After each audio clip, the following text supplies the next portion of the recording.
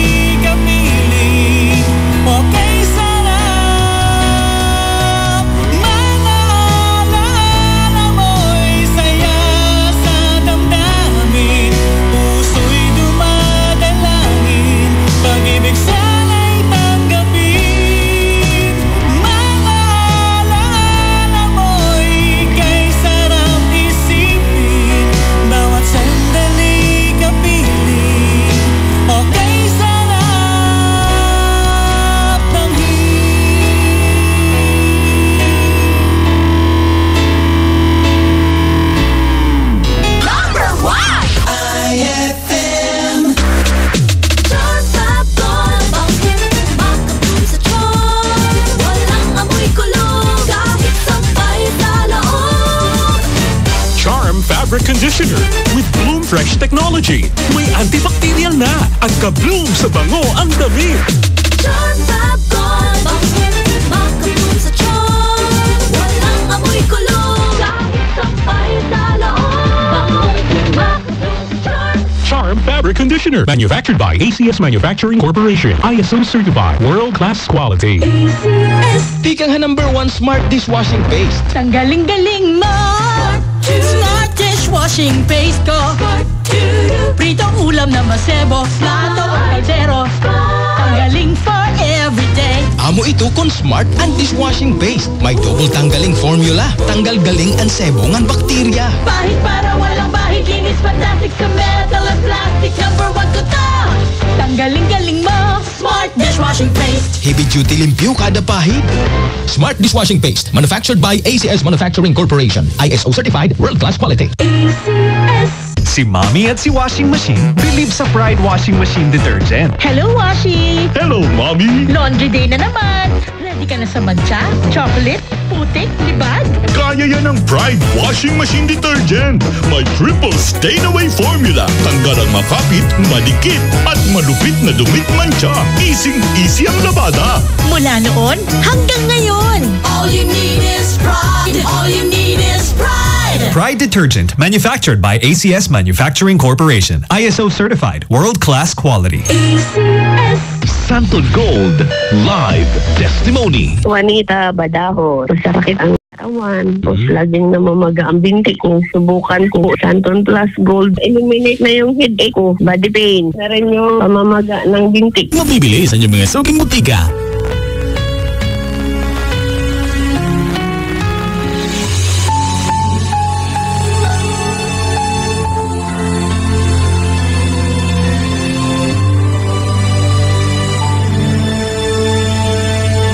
Ito ang oras ng panalangin, panalangin para sa pamahalaan.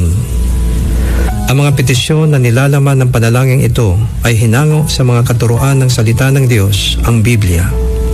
Ang salita ng Diyos mula sa Roma 13, talatang 1 hanggang 2, at unang Timoteo 2, talatang 2 hanggang 3. Ang bawat tao ay dapat pasakop sa mga pinuno ng pamahalaan, sapagkat walang pamahalaang hindi mula sa Diyos, at ang Diyos ang nagtatag ng mga pamahalaang umiiral. Kaya nga, ang lumalaban sa pamahalaan ay lumalaban sa itinakda ng Diyos.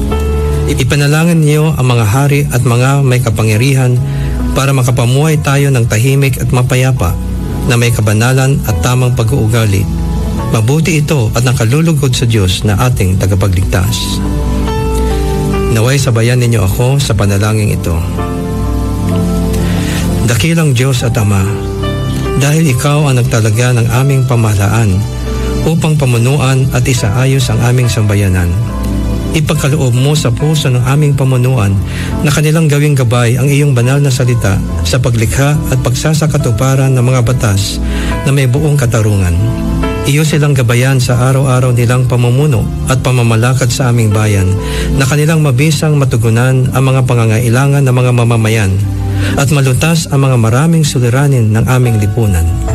Amin ding hinihiling na sila ay iyong bigyan ng pagkakaisa at katapatan sa pagtataguyod ng magandang kinabukasan para sa bawat mamamayan, upang sila ay laging handang isauna ang kapakanan ng sambayanan. Naway kanilang bigyan ng katarungan ang mga mahina at walang lakas, at huwag payagang maapi ang mga mahirap at walang laban. Sa araw-araw, pangalagaan nawa nila ang sambayanan at kanilang iligtas sila sa kamay na masasama. O Diyos, iyong patuloy na palapitin ang kalooban ng aming mga pinuno sa iyo nang sila ay makapagpamahala na may dunong at integridad at may busilak na puso. Naway sila ay magsilbing modelo ng magandang asal, katapatan, pagtsatsaga, pagkakaisa, katuwiran at pagmamalasakit sa kapwa. Ayon sa iyong kahabagan at kapangyarihan, sila ay iyong pagtibayin sa pagharap sa anumang mabibigat na hamon o suliranin na maaaring dumating muli sa aming bayan, at iligtas mo kami sa lahat ng panganib. Ipagkaloob mo na maharap namin ang anumang hamon ng mapayapa at buo ang loob, dahil ikaw ay kasama namin. Iyong pagpalain at bantayan ang aming sambayanan, at kami ay iyong ilayo at iligtas sa sinamang magtatangkang nakawin o sirain ang aming kapayapaan at kalayaan bilang iyong bayan. Iyong ilayo ang aming mga hukom sa paghato ng hindi makatarungan. Naway sila ay humatol batay sa katuwiran sa lahat ng oras.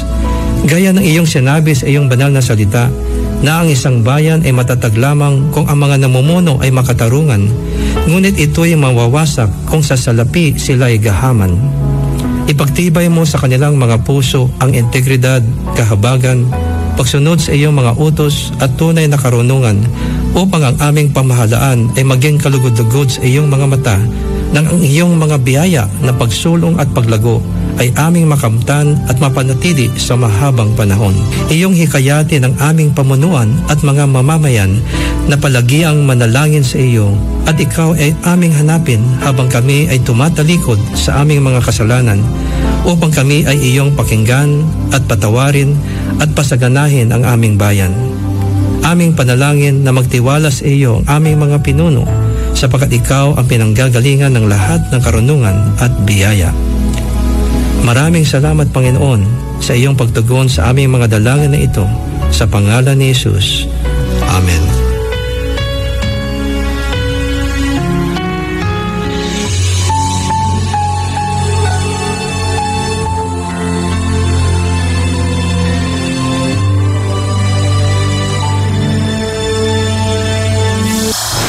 Mga kababayan, mga idol, lumabas na ang katotohanan ng dahil sa inyo.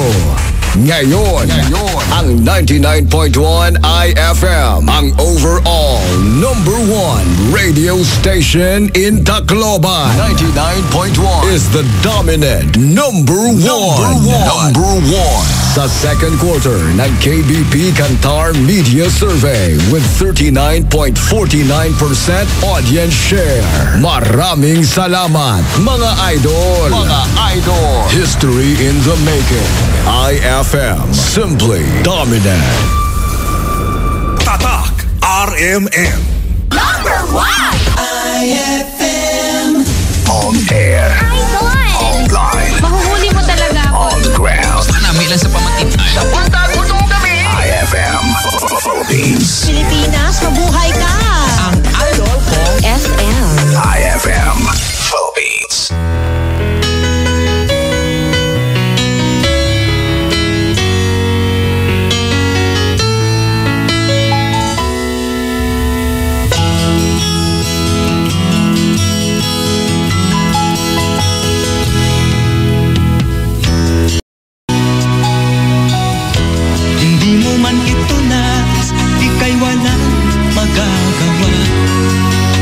Kailangan mo mabuhay sa mundo.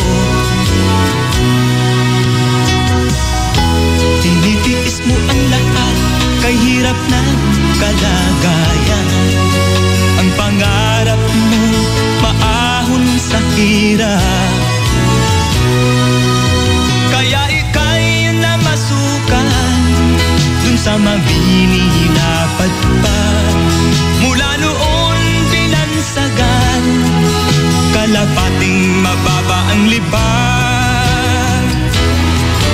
Magdalena, ikaw ay sawing palad. Kailan kanila maiintindihan? Magdalena, ikaw ay sawing palad. Kailan kanila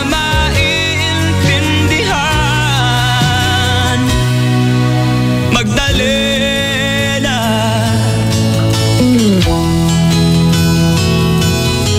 Magdalena.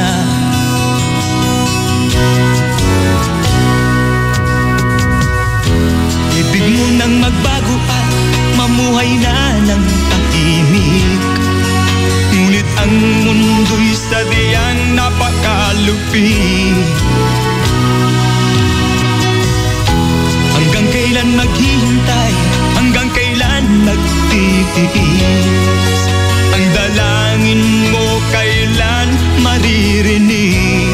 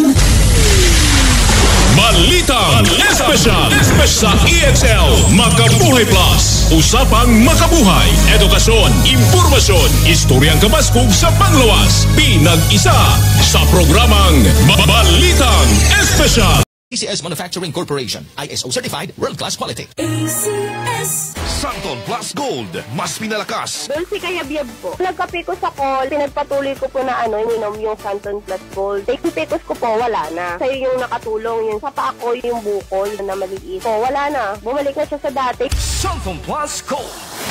Mga kababayan, mga idol, lumabas na ang katotohanan ng dahil sa inyo.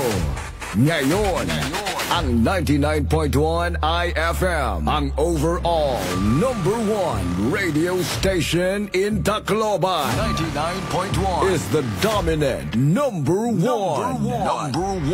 Sa second quarter ng KBP Kantar Media Survey with 39.49% audience share. Maraming salamat, mga idol. History in the making. IFM, simply dominant. Tatak RMN. Number 1. IFM. Ito ang IFM. Ang Music and News FM station ng RMN. Sa Tacloban City, 99.1. IFM Philippines.